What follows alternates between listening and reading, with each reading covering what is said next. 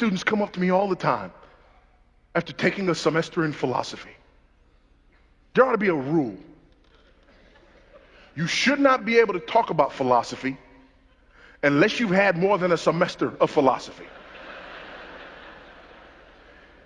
If you haven't had any, that's fine. Talk away. But if you've had a semester, you are messed up. You'd be better off just not taking it at all. And they'll come up and they'll say things to me, and they've thought these things out. And I'm on the campus to talk about these issues and dealing with apologetics, and they want to catch me alone and ask me these questions, and they look at me and they say, I just wanted to ask you that if you believe in a God that is omnipotent and omnibenevolent, then how do you reconcile the issue of theodicy? To which I respond, took a semester of philosophy, right? Well, yes, how did you know? Because if you hadn't, you'd have just said, listen, God's so powerful and so good, how come bad stuff happens?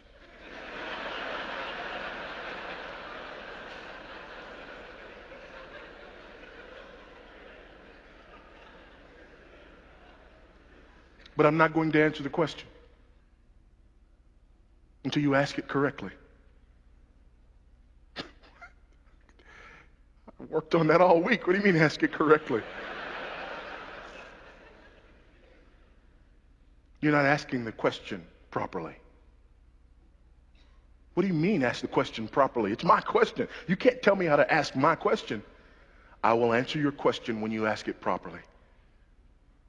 How do I ask it properly? Here's how you ask that question properly.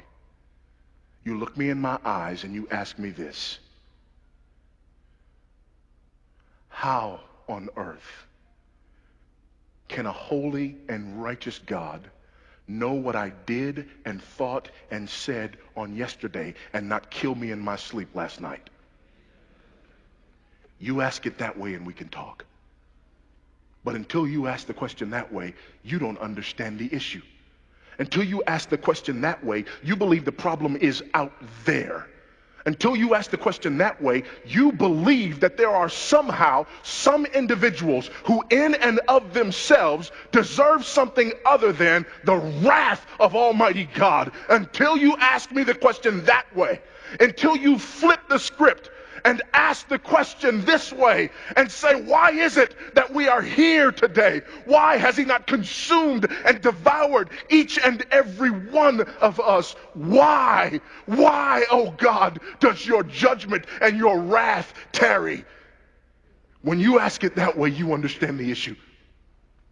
When you ask it the other way, you believe in the supremacy of man.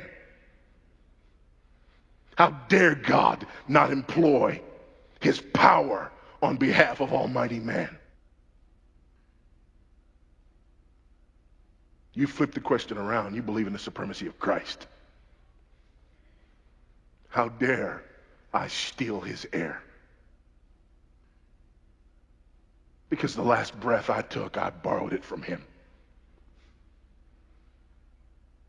And I'm never going to give it back. And when you borrow something and never give it back, you're stealing.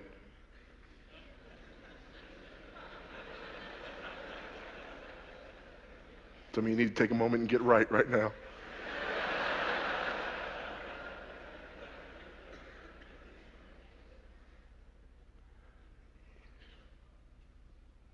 The problem is me.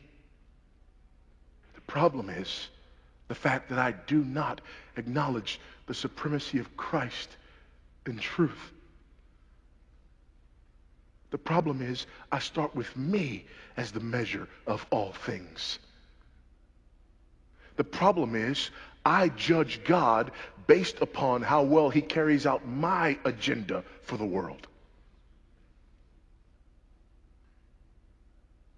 And I believe in the supremacy of me in truth. And as a result, I want a God who is omnipotent but not sovereign. If I have a God who is omnipotent but not sovereign, I can wield his power.